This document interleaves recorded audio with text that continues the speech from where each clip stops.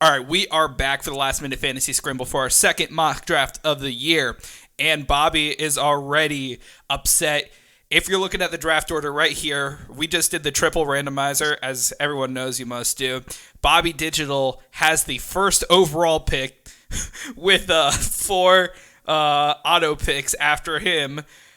We got a couple of John's buddies in here too, along with Bud, John, and myself.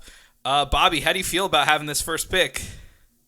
I don't want the first pick because I've been going overall summer on who I want, and I never like to have the first overall pick because it's always the guy usually that comes off a career season, and a lot of times they don't repeat that. But there's immense pressure to take him one overall because every year there's always a consensus one overall.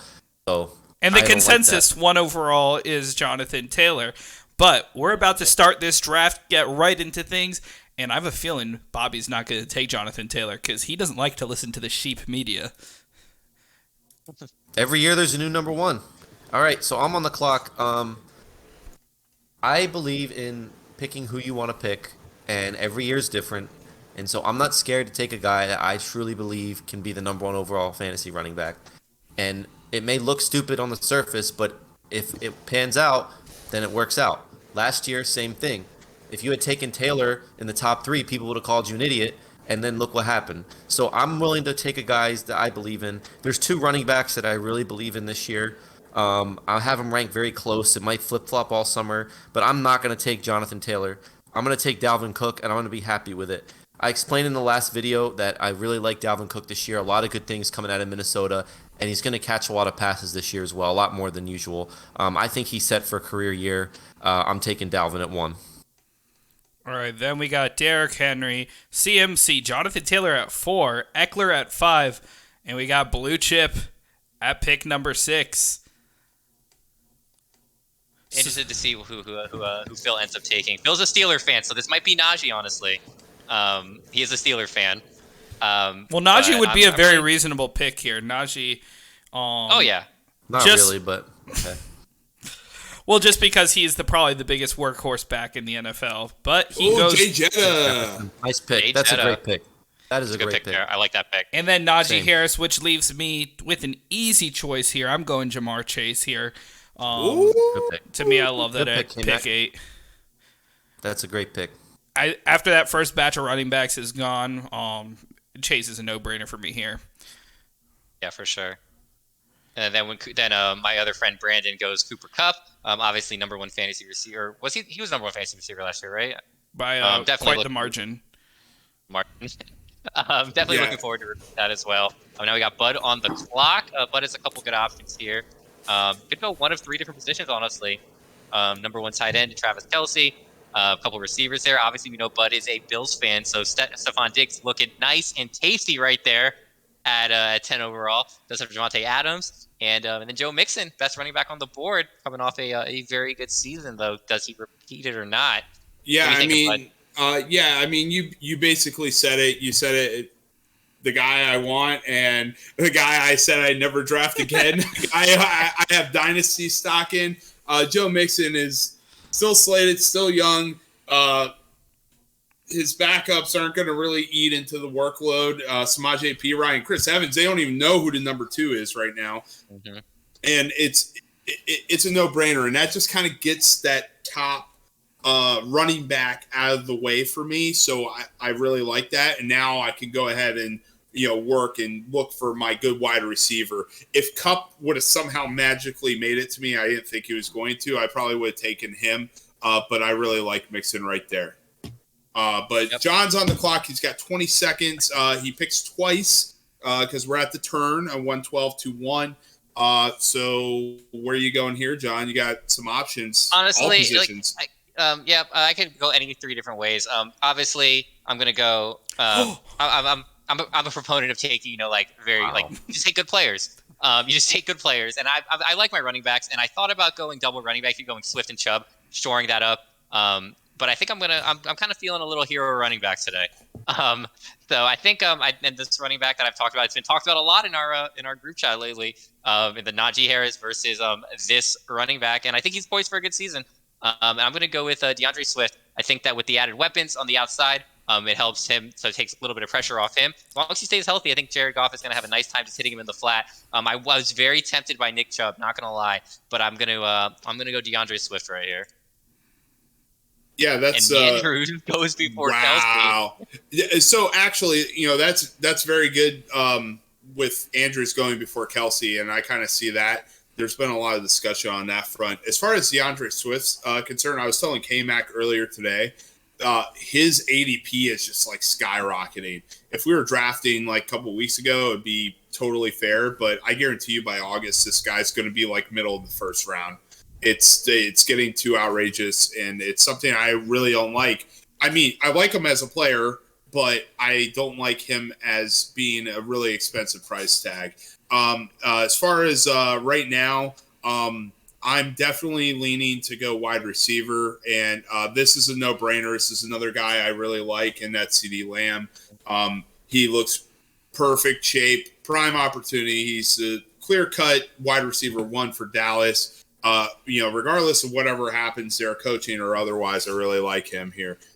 So I feel comfortable with this. Plus, they're basically on my dynasty roster together. So it's just two guys that I'm super familiar with and I feel comfortable with.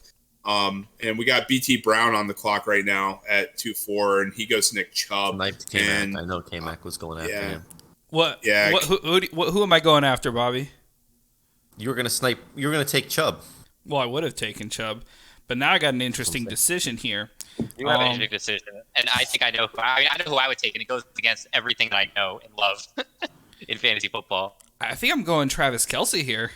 Yep, exactly what I was thinking. That's got the best wide receiver, the best tight end off the board, in my opinion.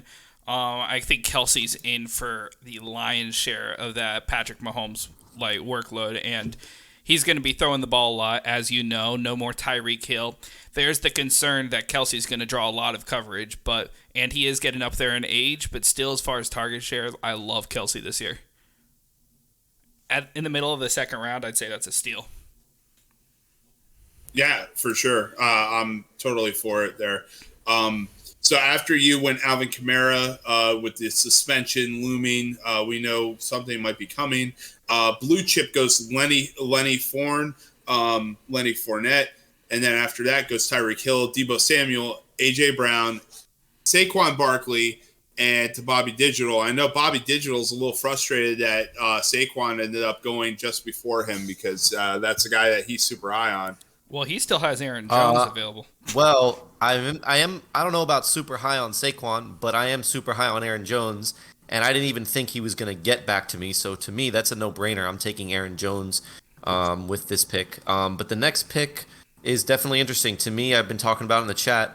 This is sort of like a dead zone here, and that's why I like to do mock drafts because you kind of get a feel for where guys are and how your teams shape out and whatnot. And so it's really kind of an interesting decision for me here. But I think I'm gonna reach here, and I'm gonna take Justin Herbert. I'm gonna take the QB that I think is going to be number one overall. I think he's going to be the number one overall QB this year, and I'm going to take Justin Herbert. I respect it regardless of Josh Allen biases, but if you're on the turn, I feel like you have to go for your guy. You have to not be afraid to ever reach, regardless of position. If there's a guy that you want and you have an idea that he's going to go in the next 5 or 6 picks, go early because that's the only acceptable spots that you can go ahead and reach, and that's usually the first 3 on the one side or the second 3 on the other side. That's just my opinion. That's the way I've always played, and Oh yeah, for sure. And everybody but K-Mac in this draft is on one of those spots. The turn, it's the super interesting spot just because it's like you have to do one of 2 things. You take what falls to you, and you reach for it. Like those are pretty much where you have to go. Like you really don't draft at where you're supposed to take. Anyway, so blue chip goes Keenan Allen. Obviously a very good receiver from the Chargers. Then we got James Conner going to Team 7, and now we're back at K-Mac. K-Mac, what are you thinking? Look, might need a running back, and there's a good one available right now. This is the first time that I've ever drafted this guy, but this stack is too tempting. I honestly think that he's not one of the best 2 quarterbacks this year. There's a couple guys I've ranked over him, but stack. Statrick Stacks Mahomes. the stacks. The tight end quarterback stack is so interesting. I mean, I had the triple stack with Knox and Josh Allen, and somehow it worked certain weeks. But especially when you have a guy that's getting high target share like Travis Kelce, and we think that that's going to go up, it's a no-brainer. That's a great pick, K-Mac. I like that. Thanks. I'm still not sure how I like this with going tight end and QB in the first 3 rounds. So we'll see. We'll see how this pans Zero out. RB, drafting like Bobby Digital. So after K-Mac went Patrick Mahomes, which I love that pick, honestly. Like as soon as I saw it fall, I was like, man, you can go Zeke or you can go Patrick Mahomes. It looks good. Zeke went right after to my buddy Brandon, and now we got Bud on the clock with 15 to go. Bud, what are you thinking right now? I'm thinking that I'm probably going to grab a positional player, and I'm going to chase the upside early, and I'm going to go Greg Kittle.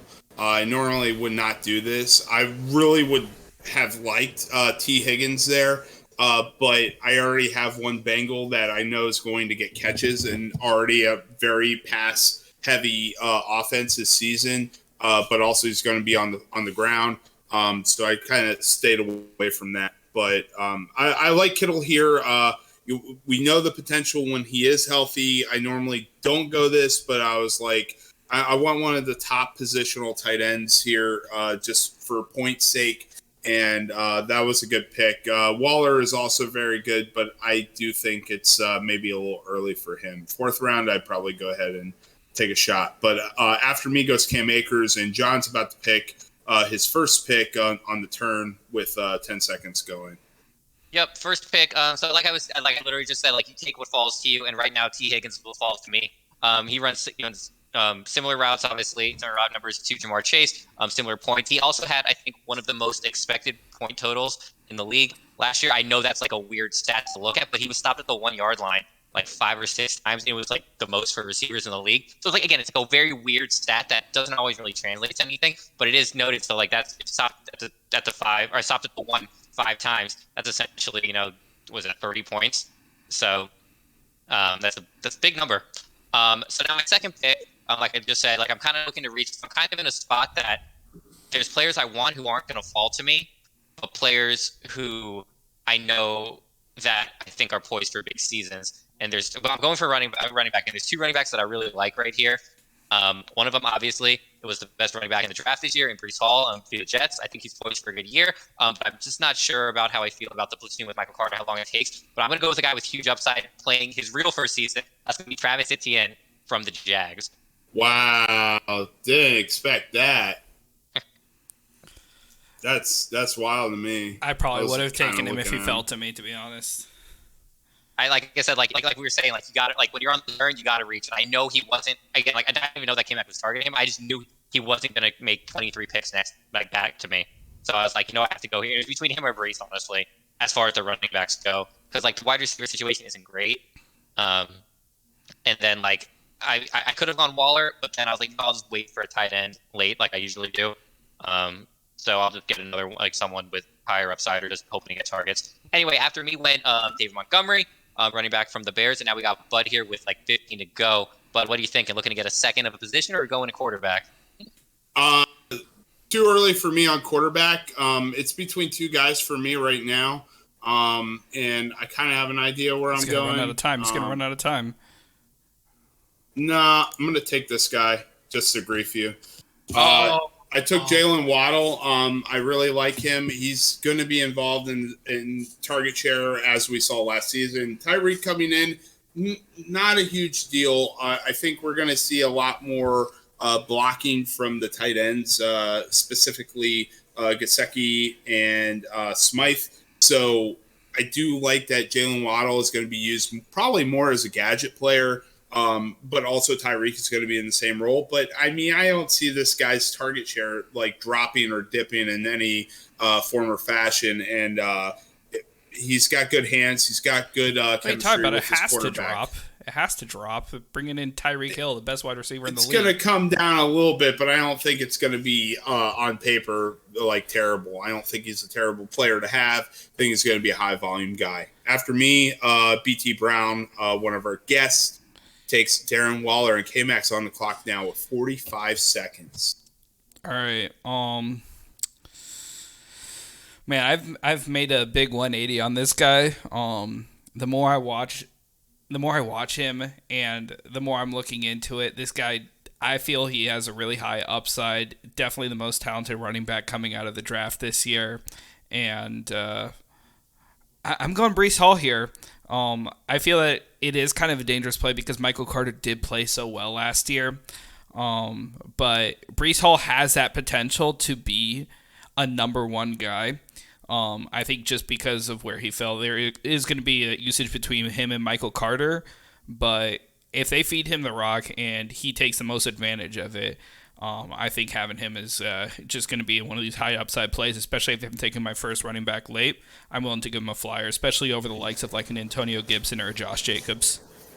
Yep. Yeah, I mean, this is John's team, but when a team spends that amount of draft capital on a running back even, it exponentially rises their stock in the amount that are going to be used in. And Breece Hall was also my other choice that I was looking at. I just wanted to get I kind of value wide receivers a little bit more. But that was a great pick. After you went Deontay Johnson, and then Blue Chip, our guest, took Josh Jacobs. And then after that, Amari Cooper, DK Metcalf, Antonio Gibson, DJ Moore, and then Digital is on the clock with 20 seconds left for his 4-12 pick. Left. There's a lot of good receivers left, so one of my picks are definitely going to be wide receiver. I like a handful of wide receivers in this range. I'm going to take Hollywood Brown here. I'm a huge fan of Hollywood, I mentioned. The guy was a first-round pick, and he's played with Lamar Jackson, who's a limited passer. And now he goes in an offense that's designed perfectly for him, a vertical offense. They paid him, extended him after the trade, and DeAndre Hopkins, who first of all is on his way down anyway, is out for the first 6 weeks. Plus, their skill sets complement each other very well. Hopkins is not a speed vertical type of guy. He's more of a big catch possession guy. Hollywood's going to stretch the field, and to me, he's going to give you that combination of floor and upside in a pass-first air raid offense. So to me, Hollywood is a top 10 wide receiver this season. You can get in the mid rounds here, or in the fourth round. And my next pick is going to be another wide receiver, is also going to be Courtland Sutton. I know I did this last time, but I'm going to stick with what I love. Courtland Sutton, again, stereotypical number one wide receiver build, skill set. And you're going to watch when now that Denver has a major upgrade at quarterback, people are going to realize that Courtland Sutton is one of the best receivers in football. Real quick, Bobby, why Courtland Sutton over Jerry Jeudy? I think that Courtland Sutton is more of a total overall one. I think he has a bigger frame, and I think he adds a little bit more than Jerry Jeudy. I think Jerry Jeudy is better in terms of pure route runner and pure guy in the slot. I think Sutton's more the alpha guy on the outside. All right, fair enough. I respect it. I like both. Listen, I like very both. close in ADP. They're like 1 and too. 1A. That's true. Yeah, they're near back to back, and that's why I'm surprised even the computer people didn't pick him. Full disclosure, I had both on my watch list. So yeah. So moving on, after you went Michael Pittman, Hockenson, Joe Burrow, Terry McLaurin on pick 5, pick 6. Blue Chip went Elijah Mitchell, and then Lamar Jackson went on pick 7, and then K-Mac, you're on the board with 40 seconds. What are you looking at, K-Mac? Because you got one of every position. You're in a really good spot, but what are you leaning here? Are you going to mess around with the dead zone or what? I feel that J.K. Dobbins is a decent pick right here, especially I think there's a big drop-off after him. But, man, I know Mike Williams isn't going to come back to me, so I've got to pick him here. Nice. Oh, I was thinking about interesting. BMW. I was hoping he was going to fall to me. Honestly, I knew there was no way he was coming back to me. Oh no, he wasn't. If he fell to me, he was going to be my first pick, 100%. Yeah, so I'm going to be in a little trouble as far as the running backs go. I'm going to have to take some higher upside flyers down the road. But, hey, it's those big playmaking wide receivers that win you the leagues, right? Yes, sir. The age of the running back is over. They break. They're fragile. Everything's a platoon now. Hero RB doesn't really, it's not really a thing anymore. Ooh, going with the Rams. Wow. E.T. Brown Nice. taking Allen Robinson there. I like Good his pick. value. But he Allen also Robinson has and Cooper Kupp. Cup. He has Cup though. That's the only thing though. He has Cup That's also. horrible. That's stupid. As someone who's played, I've played with Cooper Cup and Bobby Trees before, and that is definitely a rough thing to do. So, my buddy Phil just says, phones in, what the hell is came back doing with his team? Making moves, winning. That's what I'm doing. Making moves. All right. So, Allen Robinson went with the 9th pick in the 5th round. Yeah, this is kind of a no-brainer for me. I'm going to go ahead and go early on QB, and I'm going to take short stack here, Kyler Murray. I see what you did there, short stack. But we talk a lot about rushing quarterbacks, and right now, over the last 11 years, Who is he stacking them with? quarterbacks are accounting for more rushing yards for the whole team, and that number is just continuing to go up, and this is one of those guys. That's why we're coveting, pure pocket passers, of course, are great, but we like quarterbacks that can do both, and Kyler Murray can do both, and that's kind of my reasoning for him. And long term, it's a good player to have. After me goes Dobbins, and John's on the clock for one of his first 2 picks with 15 seconds left. John? Yeah, I mean, like I was saying, like, you have to take what falls to you, and Judy's what I've been targeting. I was targeting Judy or Sutton, or Mike Williams. Those are the 3 I was looking at for receiver here. I'm going to go Judy to start. We're all going same after thing the Bobby same said. receivers. Same thing Bobby said was basically just it's kind of like a 1A and 1B type situation there. We'll see who Russ has a chemistry with. We truthfully don't know. And then now back to me. Again, kind of in a dead zone, kind of not. A little early for Dalton Schultz for me. I know he's not going to come back to me. So I'm okay passing him. I'm more than okay taking a tight end very, very late, as I've shown before. Everyone else kind of in this range is a little scary. I'm between 2 running backs, though. I'm going to continue my alternating path and just kind of taking like who I like and what I think is the best available for me at the time. This running back is someone who I like a lot. I think that he's once again poised for a decent season, especially as long as he can stay healthy. With the departure of the number 1 target on his team, I think it's poised for more targets for CEH here in Kansas City, with less untrusted receivers outside of Kelsey. See him get more active out of the backfield. So I'm gonna just stick with my plan of just taking good value players at their picks more than anything else. Then after me, to team 11 went Michael Thomas, and then now we are back to Bud. Bud's got a good mix right now. Still looking for a RB2, but we are kind of in that a little bit of a dead zone. So we'll see where Bud goes. Bud, what are you thinking here? Yeah, I'm leaning running back. I mean, we're kind of getting out of the back end of the dead zone right now. Man, it's picky though. I want to wait, but I don't know if I really should. And I know that the clock's kind of wasting down, but I really don't like a lot of these guys for many reasons, and I'll get into it after I make my pick. But I'm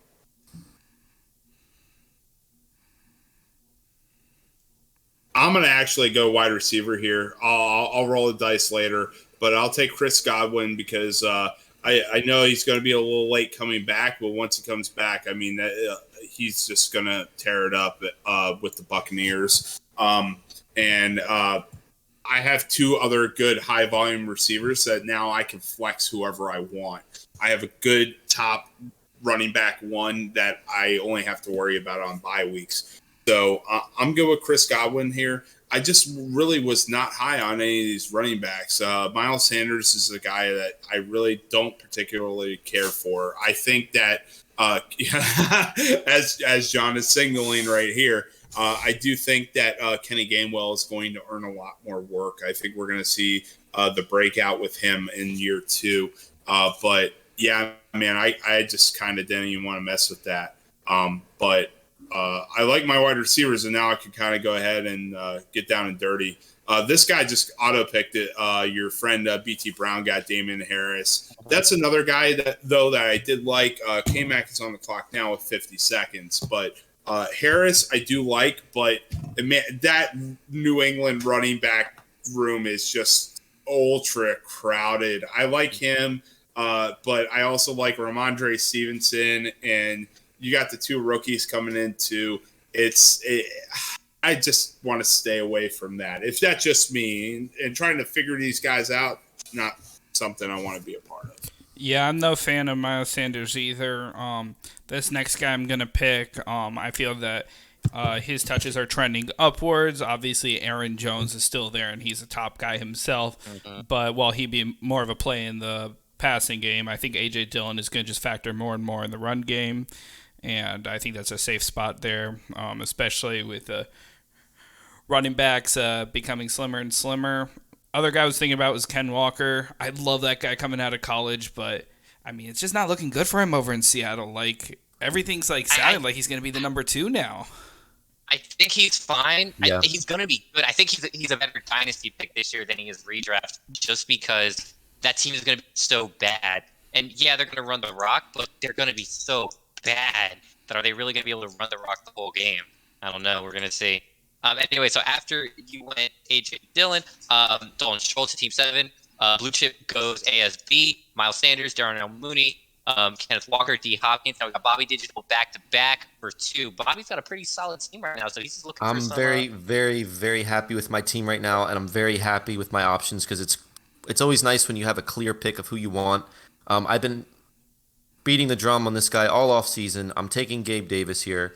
I don't care if Sleeper has him ranked a little bit and it's considered a reach. To me, ADP is just an illusion. We talked about that a little bit.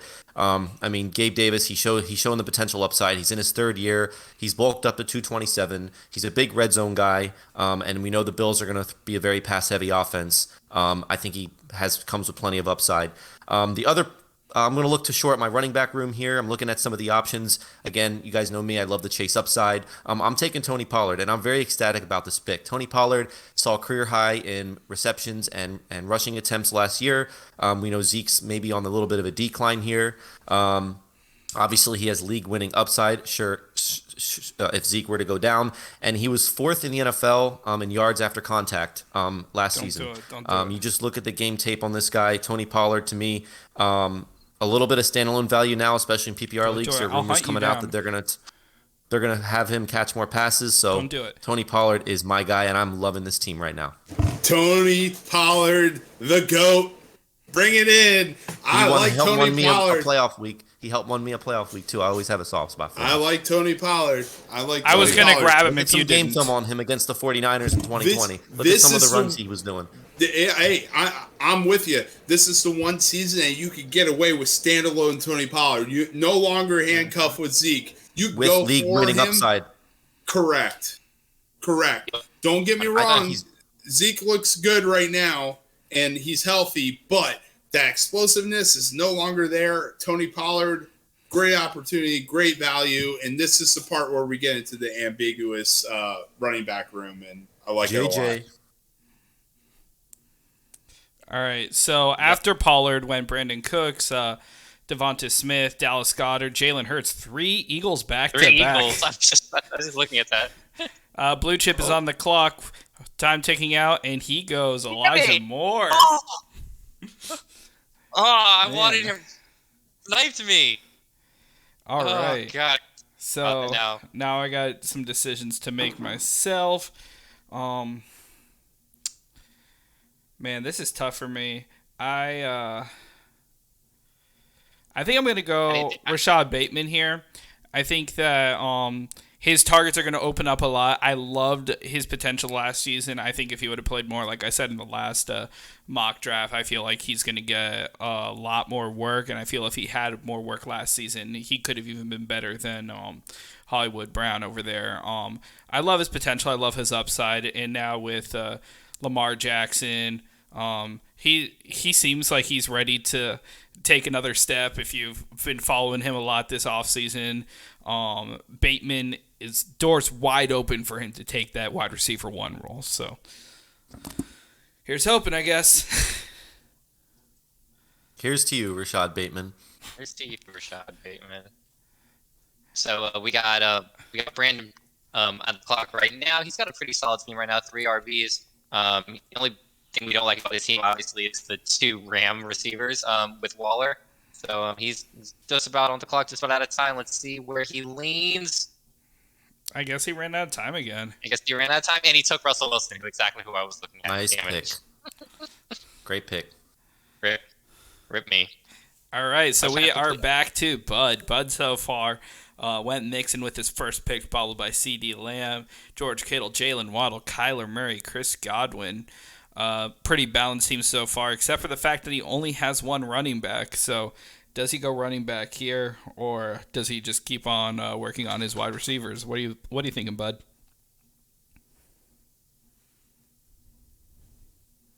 I think Bud's dead. All right, Bud is dead. He's muted. Oh no, I'm here. Sorry, I muted myself. That's what they so you say. can't hear me talk shit about you. What? No, actually, so yeah, there are a couple guys I like here, and actually, I'm gonna go ahead and pick one of them. I'm gonna go homer pick Devin Singletary. Motor, Cook. my old friend. Totally good for. Devin Singletary is for sure going to get some work. As we saw in the back end of the season, he was being more heavily involved. And I told K-Mac this yesterday in person. I heard a very good argument that the amount of people that are coming into the Bills' offensive structure now are more run-focused, oriented. Our offensive line coach is a guy who's with us that left and went to the Rams for Todd Gurley's season and then went for Derrick Henry's season and is now back to us. So it's going to be Singletary. It's going to be Cook, but they're both going to get work. We're going to see a lot more running for Buffalo this season. Back to me. I'm just gonna take a flyer on a rookie. Drake London, loved him in the draft, wanted him for the Jets, went a little early. Best rookie to flyer on, honestly. I like him. Exactly. I think he's the best. Disagree. I think he's the best. I don't think he was the best running receiver in the draft. I think he was just the one that fit the role the best. Great contested. He's going to be wide receiver 1 over there. Oh, he definitely will. Yeah, 100%. I think he might even overtake Calvin Ridley. We don't know what Ridley's going to come back after his 1 year off. That's hard. It's hard to come back after a year off. Look at everyone that's ever done it. They don't come back the same. Next up, the only problem is that the team is bad. There's really not a lot going on here. Looking to take a couple reaches. Do I just go for a second rookie receiver here? Yeah, go take the homer pick. Not the homer pick. It's Treylon Burks. Oh. I think that, A.J. Brown. Why not?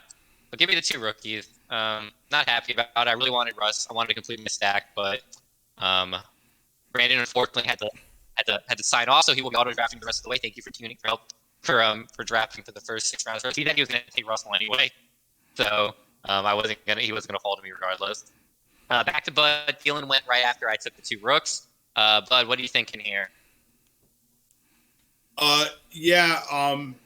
This might be seen maybe as a reach, but I am going to take Rashad Penny here. It's been shown in camp that he is now going to be for sure the driver's seat running back. Kenneth Walker is there, dangerously looming, you might say, but I think that's going to be more of a dynasty play or a keeper play for you. But we saw what Rashad Penny did on the back end. He ended up having a really good few weeks at the end of the season.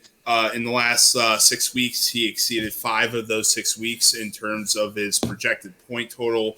And the one that he didn't, he was just under. So I do think that he's going to have a very good role. It is a risk because we don't know what's going to happen with his injuries or whatever. Hopefully he can stay healthy, but it's a guy I'm very high on if you can get him at the right price. And I think an 8th round is pretty decent. After me goes BT Brown, auto pick, Kareem Hunt. K-Mac takes Chris Olave, a guy I very much like and have in a dynasty league. After that was Hunter Renfrow, and Blue Chip is up. K-Mac, talk to us about Chris Olave. What do you think? Oh, I could talk now. My bad. No, I'm kidding. Yeah.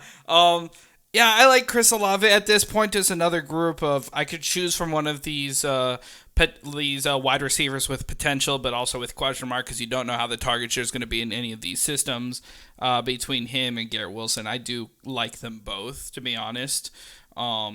Honestly, probably over some of these other guys who are kind of safer picks. But I wanted to lean Olave here. I think that he is super talented.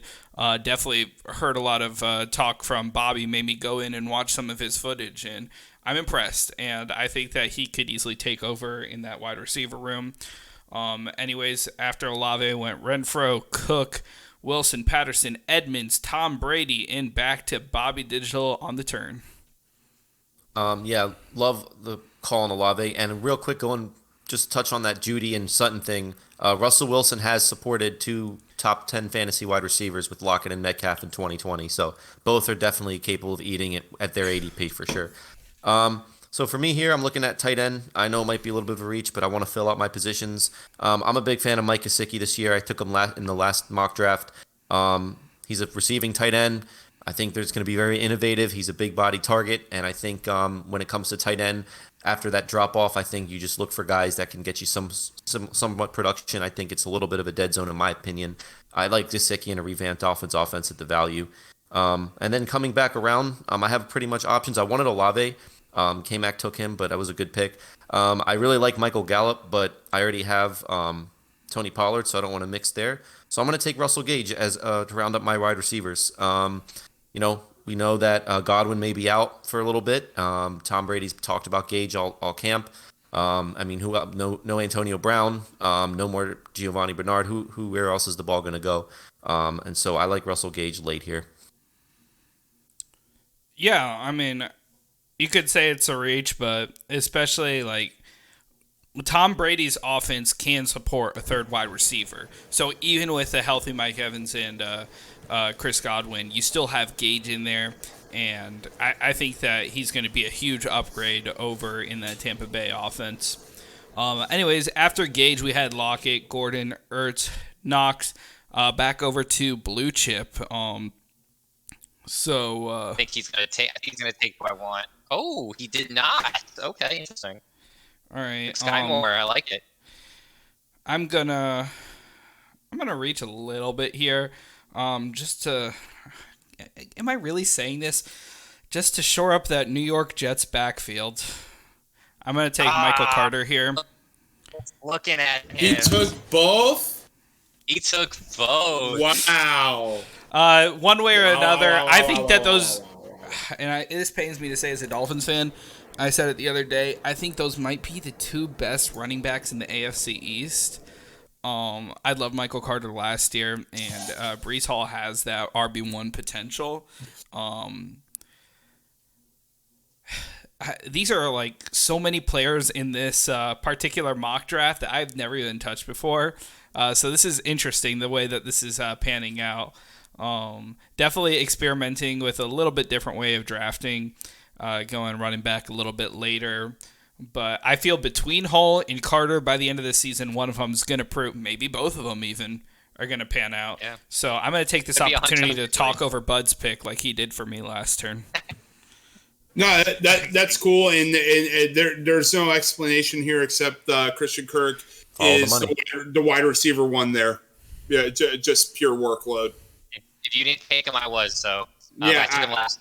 I took him last month. As I said, I think he's fine, especially in the slot. Great pick there. You guys literally took 2 of my picks that I was looking at. I didn't think I was going to get both, but I guess I'm looking at one of them. All right, so I'm in an interesting spot here. I'm one of two teams not to have a quarterback. And again, normally I've talked about just waiting for a quarterback, waiting.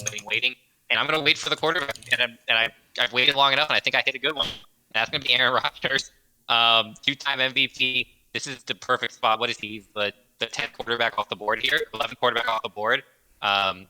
We were talking about it earlier in our chat about how he was the QB1, QB11. Are you going to get the stack? Year. Are you going to stack them? And I'm thinking about it actually because it's right here. I wanted to go another running back. But there's really not another running back that I like right here. So I'm going to just go all rookies and keep it going. Give me a third rookie and give me the Christian Watson stack that I think will eventually be. Or do you go Watson here or do you go Alan Lazard? That's such a weird thing to say. Like, man, am I really going to go out of my way to pick Alan Lazard? Dude, there are some people that are drafting literally 3 or 4 of the Packers wide receivers and hoping to see who pops off. It's really weird. We're just so imbalanced right now towards the wide receiver that I'm just I would throw the dart on Amari Rodgers late. That's just me. But it's so hard to stay.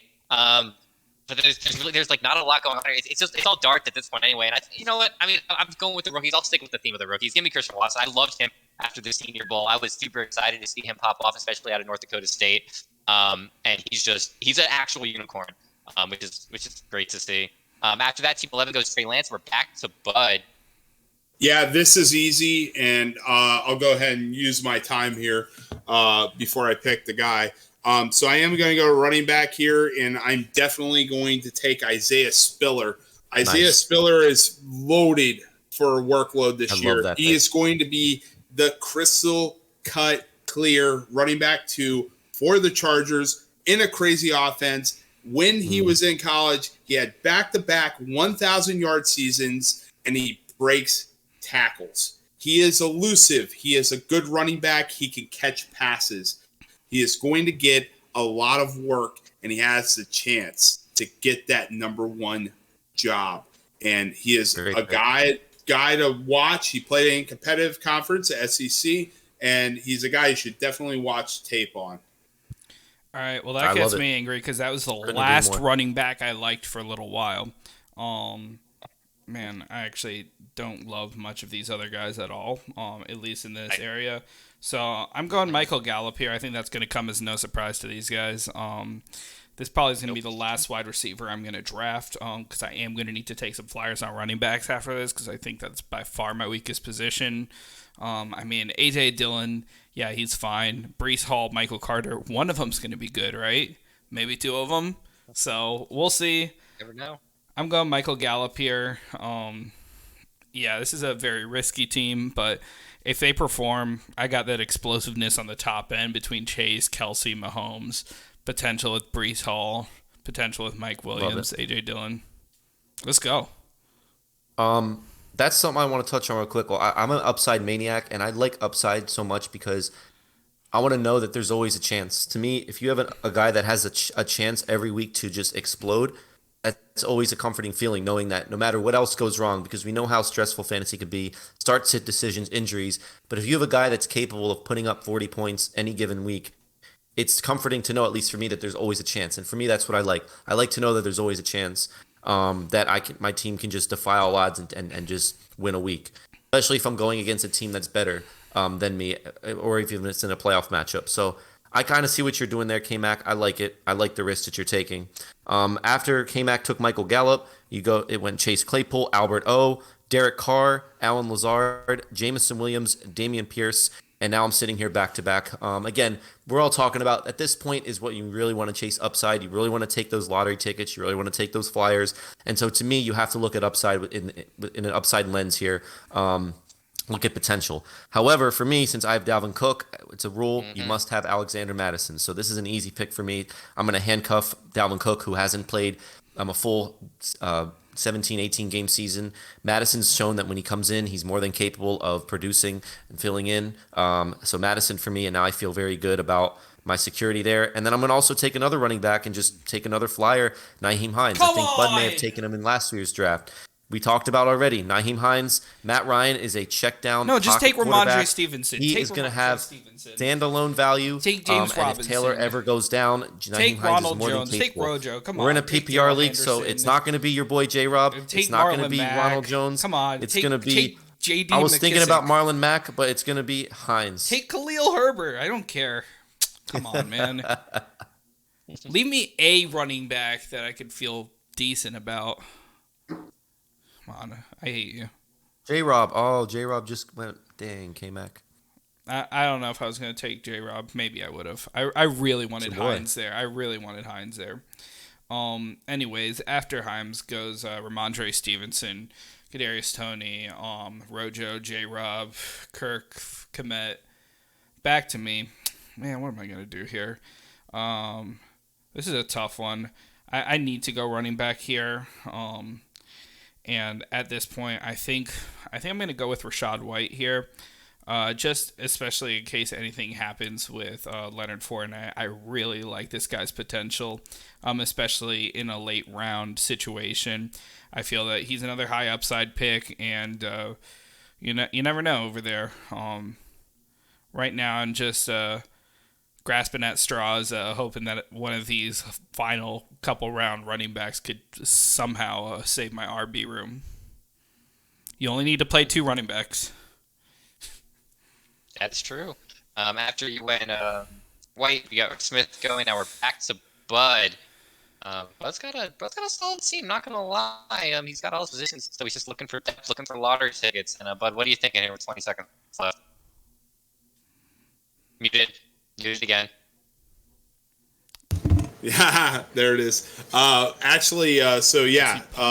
about lottery tickets, probably one of my favorite guys ever right now in this spot especially is MVS. MVS is going to command a lot of targets, and we don't know who the number one guy is. Could it be Sky Moore? Could it be him? Could it be Hardman? I'll say this about Hardman. If Hardman was the guy, why haven't we seen him sooner do more? Okay, so like Sky Moore, what has he done without MVS, Tyreek Hill anyways? Like, correct. we've seen it. So Fair point. MVS we know is a deep threat, and maybe he can build that rapport. The rumor is right now in training camp, him and Pat Mahomes have been kind of hitting it off. So we'll see what happens. But that's a guy I like to take a flyer on. He could be boomer bust wide receiver 3 or 4. After me goes Rondale Moore, and John's on the clock with 10 seconds for one of his 2 picks. I need another running back. I'm just taking a lottery ticket here. A guy that I talked about months ago before the draft. Another rookie? Tyler Algier. Another rookie, Tyler Algier. We talked about him. We talked about him a long time ago. Bud remembers. I was like, watch out. I didn't even know his name. I was like, the kid from BYU. Look out for this kid wherever he gets drafted because he's a stud. He was drafted in the 4th or 5th round by Atlanta. Again, bad team, but I think he's definitely gonna show up. And then Cordero Patterson on his way out as well. Last year left through his deal, if I'm correct. Again, last pick of the draft. I need a tight end. They're all kind of bad at this point, so I'm just taking just whatever. You just kind of take what you like here. Should take Gronk for the joke more than anything else, but I'm not going to. I'll play serious. Give me Noah Fant. Pete Carroll said he was like the best looking player in Seattle training camp. Again, that team is awful. So I don't know if you could take actual stock in that, but I like it more than Hunter Henry and David Njoku. So I guess give me Fant. It's probably my best. This again, lottery ticket. Maybe it gets lucky. After me, Jarvis Landry goes to team 11, and we're back to Bud for his last pick. Bud, let's see what you got. You got a good team. I mean, you're pretty even. You're pretty split. So you're kind of just taking what you like at this point. So yeah, I got a couple guys I'm looking at. If you guys could fill for me for a second. Yeah, so just wanted to talk a little bit about John's team. John has selected his 5th player in 12 rounds that has yet to play a single NFL snap. So that is interesting. I am including ETN in there, who I know we are all very high on. But between London, Burks, Watson, Algier, I like it. Like, especially like these rookies, and they have upside. You never know. Yeah, all it takes is one of them to to blow up. Yep. All right. I have. We'll talk about it after the draft. Like why I did it. So anyway, after Bud went Ken Gainwell, great pick. We talked about him a little bit earlier. Brandon on the auto goes Tyler Boyd, solid wide receiver 3 in that team. Back to K-Mac. K-Mac going to go Tua Tagovailoa as his backup. He is. I didn't even have to look. I just knew. Then Team 7 goes to Sean Watson, not playing 6, 8, 4, 10 season. We don't know how long he's going to play. Back to blue chip for his last pick. He did go Cousins with the last draft to complete his Minnesota stack, which I did last draft, which I liked a lot. So let's see where he goes. Hey, Mac, you want to talk about Tua for 25 seconds?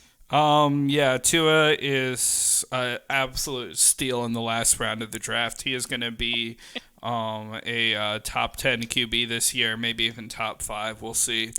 He is. I want to talk about this in a future episode about top offenses in the NFL that I believe are going to see a huge upgrade this year. I believe that the Miami Dolphins are going to be one of those.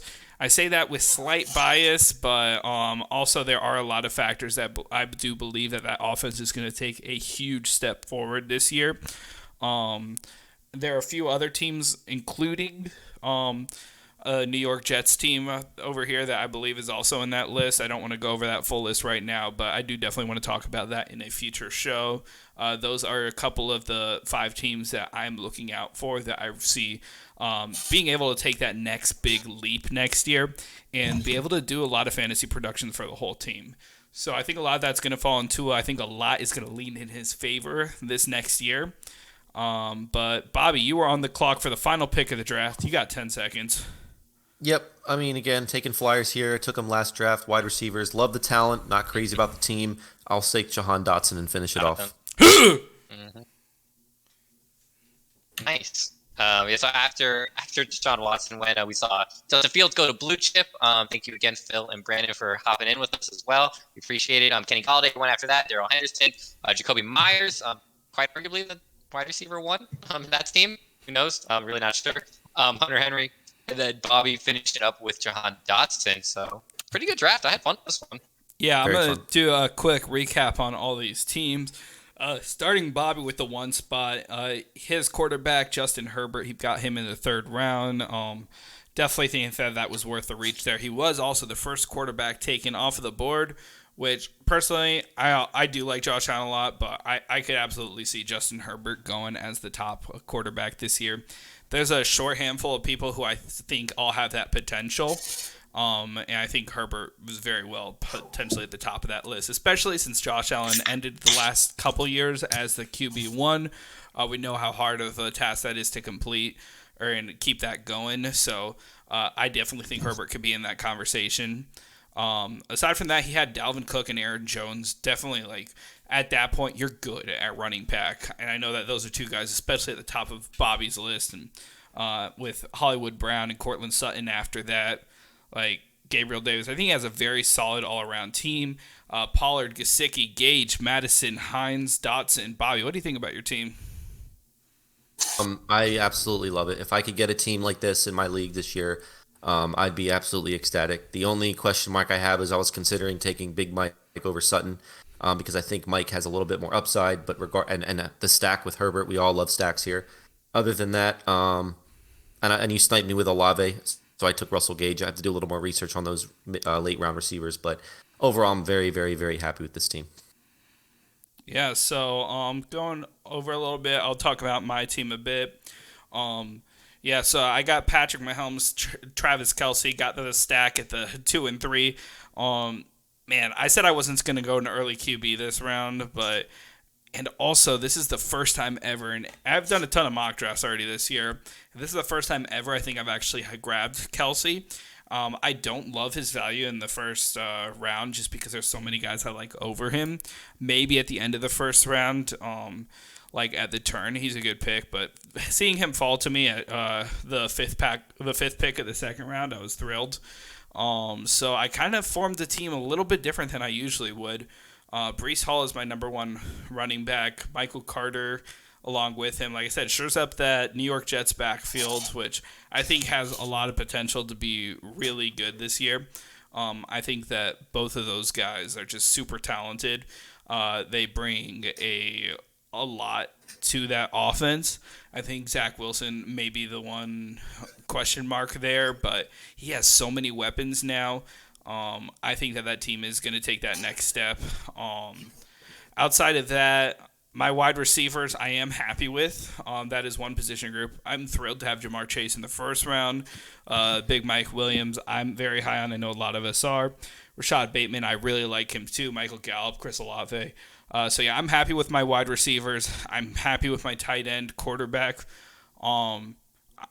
The running backs I would have liked a little bit better. There are a couple of guys who I wish would have fell to me, but got taken just before. But either way, I could live with this situation with these late running backs. I wouldn't exactly say it is 0 RB, but pretty close. But all in all, I'm happy with the team. Bud, what do you think of your team? Yeah, so I'm looking now, and the one thing that kind of concerns me a little bit is having Kittle on my team. Picking him in the late third is my only worry. Honestly, I'm starting to covet tight ends, like having a good pure tight end one as your tight end. I'm starting to think that that's super important. And hopefully if he shows up and he plays the season, he's going to be that guy, right? So that's my only worry.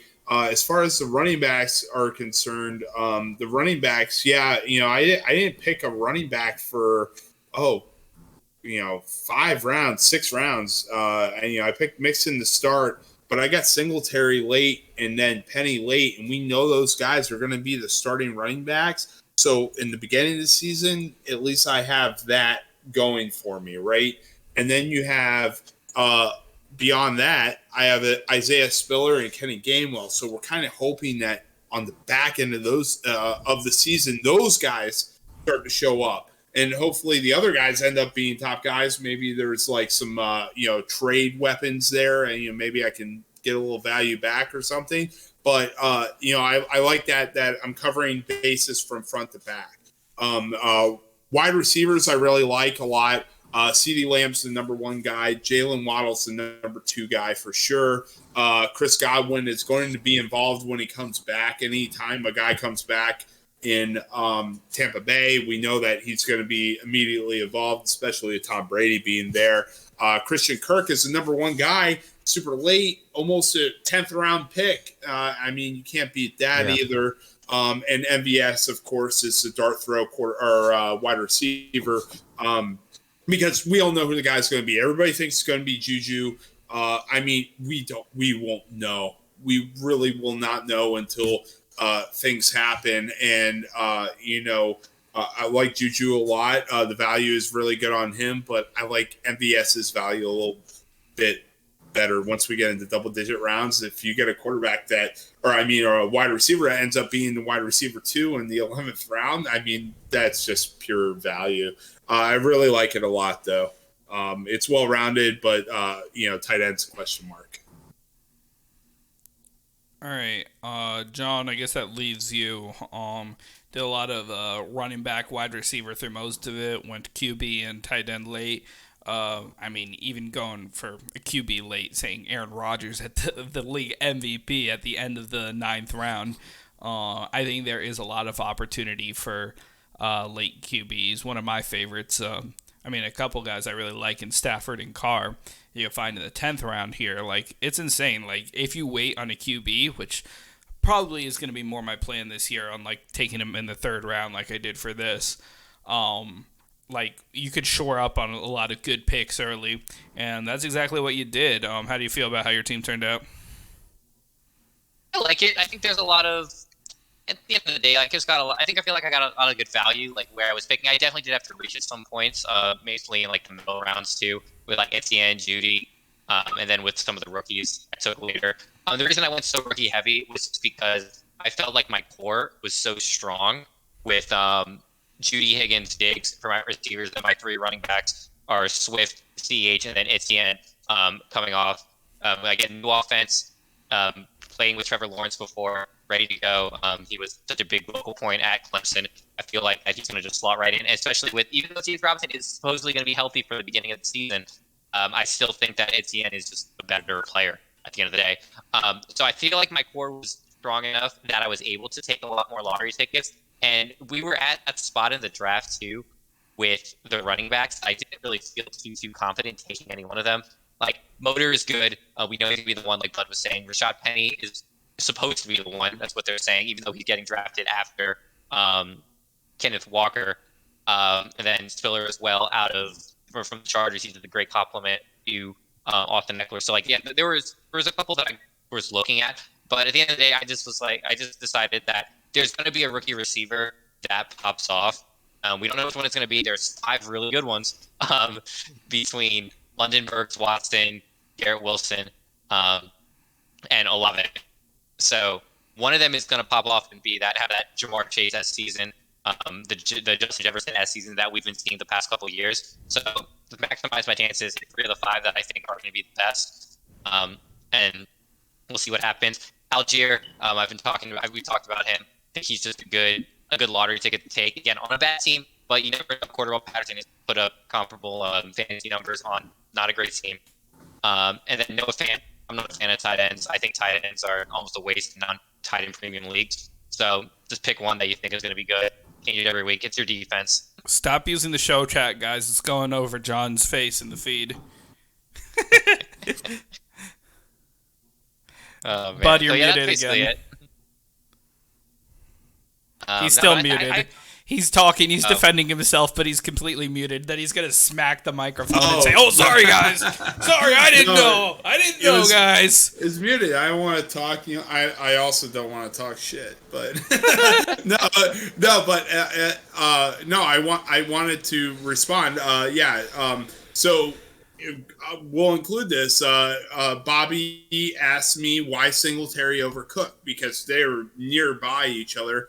I do think Singletary is going to get the workload to start and through the majority of the season. But Cook will be involved. Don't get it twisted. I think he is going to get some passes. We are also going to see him run a lot, and that's good. I mean, obviously, this is something that, they wanted to go ahead and get him in the 3rd round. I think we got him in the 3rd round, and, they definitely want him to be involved. For sure. And but I do think Singletary will be the workhorse to start. And it's the same thing I said before. Him and Penny are definitely going to be the work as long as staying healthy and productive. They're going to get the lion's share. But the other guys, down the line are for sure going to get some work, towards the back end of the season. I mean, going to Spiller real quick. I picked Spiller, but, we think Eckler is going to carry, the season-long production. I don't think that he makes the full season. That's just me. Me. No, I agree. But I want the guy that's going to be the RB2. That's a young guy that we know is going to be involved. And if last season is any indication, we've seen Eckler miss some time, and then Justin Jackson and whoever else shows up and gets some workload. And we don't think that Justin Jackson's going to get re-signed to extension or anything like that. So, I mean, Isaiah Spiller is the truth right now. So, in a good offense too.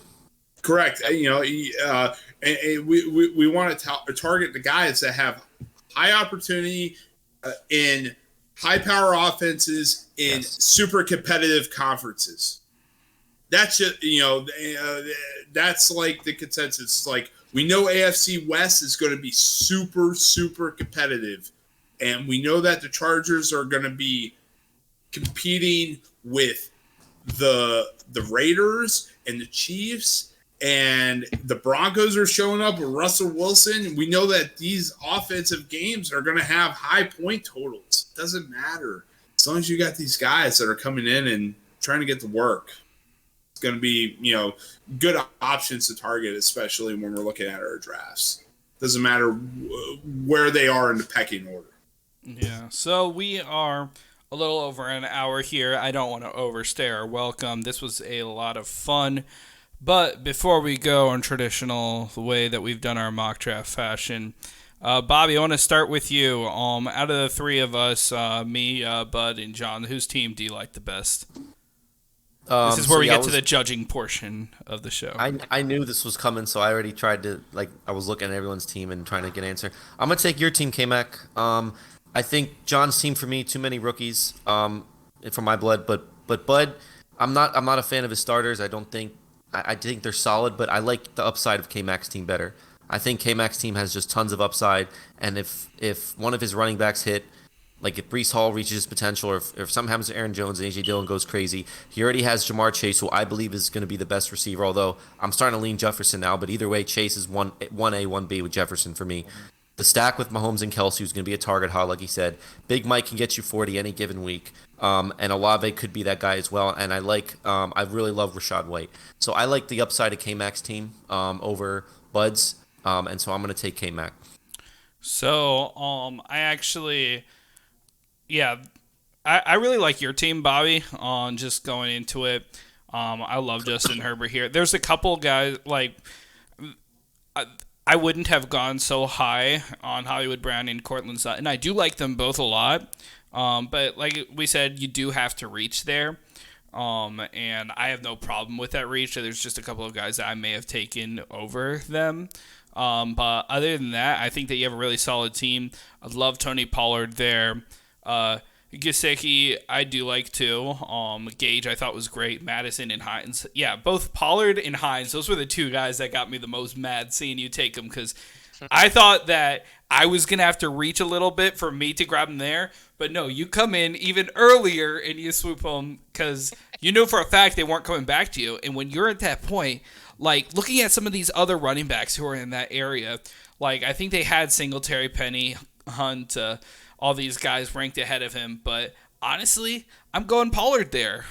Just because, like you said, he has that league-winning upside as soon as Ezekiel Elliott goes down. But even without, they have shown over the last year or two that Pollard has been the better running back in that system. And the reason that they're playing Elliott is because of the money. And sooner or later, they're going to start to realize that juice isn't worth the squeeze. That Tony Pollard is outperforming him at every turn. And if the Cowboys are smart and they're not just looking at the paycheck that Ezekiel Elliott is getting and just like falling deeper into that sunk cost fallacy, they're going to start playing Tony Pollard more. And if anything happens to Ezekiel Elliott and he misses any time at all, Pollard could win you week to week. Like, he is that good. That Dallas offense is a high-octane offense where there are multiple fantasy studs on that team, and I love Pollard there. And I love Hines even later because JT goes down. There you go again. And even if he doesn't, Matt Ryan, he is going to be throwing a lot of check-down balls, and I think a lot of them are going to be going to Nyheim Hines. So that's my thought. I really like your team. Bud, I want to hear your thoughts now on whose team you like. And Bobby, I think it's you. You might want to check your smoke detector. Yeah, it is. Yeah. It's just because his team's on fire. Oh, God, stop. Stop it. I definitely, but, go ahead, piggyback. I'll give it to you, Bobby, for sure.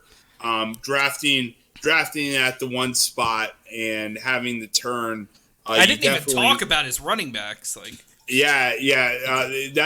That's actually, one of the things I was looking at. You definitely talk about Tony Pollard more than anybody ever in the history. And Hines. I like Hines a lot. I have him in my dynasty, and I'm keeping him just for the heck of it. But having Dalvin Cook and Aaron Jones in that division, it's going to be really good because you're going against two defenses that twice a year that that it's going to be very easy, and then one that's very competitive. So both ways. Dalvin Cook is for sure going to be involved. I do respect that pick. I'm just glad you didn't go Derrick Henry with the 1-1. Dalvin Cook, I do like. Justin Herbert, this is a guy that we've discussed numerous times that we're both very high on. I like that. I like the Chargers to win that division, low key. I mean, I think that's going to be a very good offense that's only improved even positionally on the offensive line. So I really like that a lot. My only concern for you would be Mike Gesicki, because we've seen him struggle even when the receiver set was Jalen Waddle and Devontae Parker. And when Parker was playing, he ended up being the tight end 18. And that's like kind of concerning for me. That's my only concern for your team. I do like your wide receivers, do like your running backs. I love your quarterback, of course. But I do like your team overall because you just have like pure depth. I like Gabe Davis for obvious reasons. Russell Gage is a guy I'm super high on. If I get him value-wise, you got him at 9-1. I think that's pretty good. I would like him a little later, but I do like that a lot. And you got Jahan Dotson. That's the guy I'm mega high on. I think that he's going to have a lot of opportunity, but do keep in mind that he is going to be the wide receiver 2 for his team. So you kind of hope that he can build rapport with Carson Wentz. Yuck. Well, I mean, nobody likes that. But other than that, I do think that he's going to be a good guy. He's a good receiver. He's got the hands. He's got the speed. And he can even get those 50-50 balls if he wants to. But I really like your team, Bobby. So that's my pick. Other guys, I love your picks. I won't get into the nitty gritty, but I like all your picks. But Bobby definitely sealed the deal for me. And just one last little addition about Mike Gesicki. On Friday, both him and Dalton Schultz, neither of them did get contract extensions by their team. Which does mean that they could both be free agents next year. It makes you question on both of their counts what kind of commitment the teams have to them long term.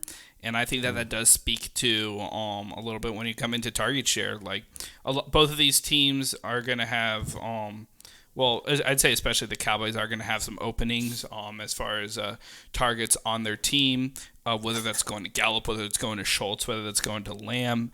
I'm sure that each of them are going to get some kind of uptick with the absence of Amari Cooper and with the absence of Cedric Wilson. So it should be interesting to see, and both of those scenarios should be something to keep an eye on, especially going forward and especially in something as a dynasty draft. But John, moving on to you. I'm thinking this is going to be the first time we have a clean sweep, but I'm going to say Bobby's team. Drafting from 1 is not easy. I hate doing it. It's not fun at all. I feel like it's very uninteractive. You have to make a lot of really interesting calls. And I think Bobby navigated the one very, very well in all of his picks, especially his mid-round receivers. Like, he didn't receiver until the 4th round. Again, like he hit back-to-back in 3 and 4. But I think he like I said, I think he navigated the turn, drafting from the beginning, the front very, very well. My same concern is with everyone else, like we said about Gesicki. I love Gesicki, honestly. Like, he was I liked him more than I liked Goddard in that draft. Coming out, being a volleyball athlete he was from Penn State. I thought that he had the skill set to be better than Goddard. I still think he is. Goddard's shown just a little bit more, but I do like Gesicki, especially coming out of the slot as like a 4 in like 4 wide receiver sets. But I think that's just probably the only small concern. But again, like I said earlier, tight ends don't matter. They're like defenses in no defense league. You can just switch them out. I'll say it again. If you have a Travis Kelce, if you have a George Kittle, if you have a Andrews, you're like, oh yeah, tight ends. You definitely need to get a good one. If you don't have one, you're like, hey, who cares? Give me one that's okay. Give me one that catches 2 receptions for 10 yards and a touchdown, and that's fine. If you don't have top 5, you're streaming or you're trying to hit late. Yep. 100%.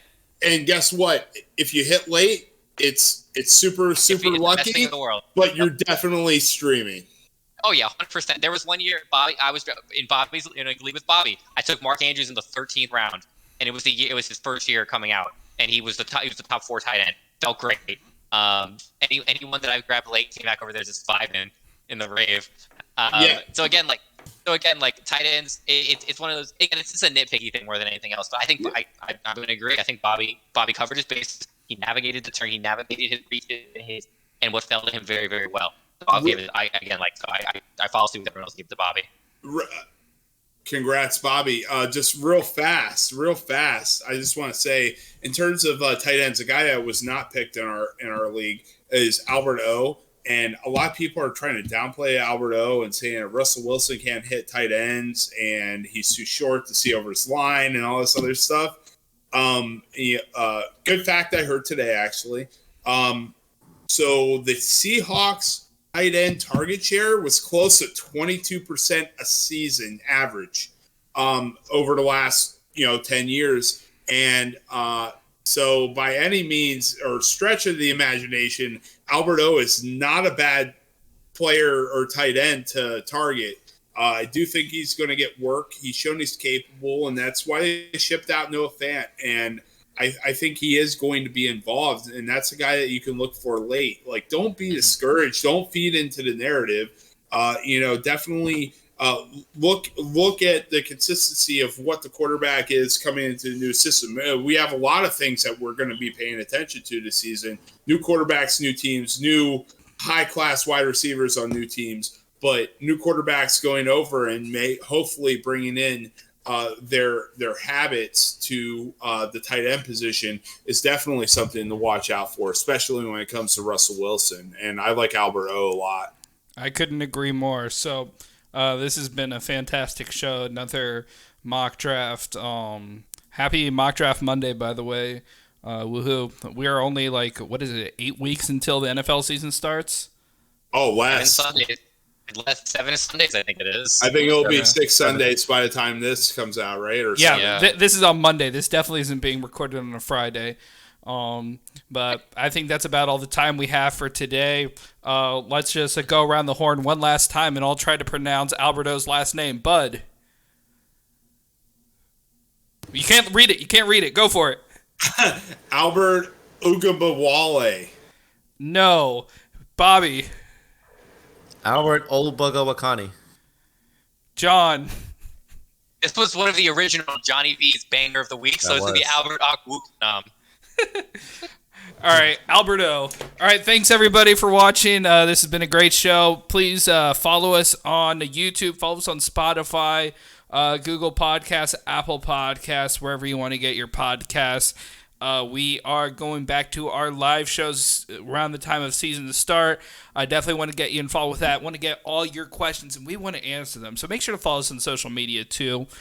Twitter, Instagram, the likes. We'll be there answering your questions 24/7. You got a question, shoot it our way, whether it be Dynasty, Redraft, Best Ball, whatever you got. We're going to answer those questions for you.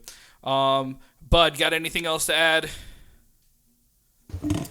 Yeah, you can follow us on all major social media platforms. Instagram, we're very active on for sure. And TikTok, we have TikTok now.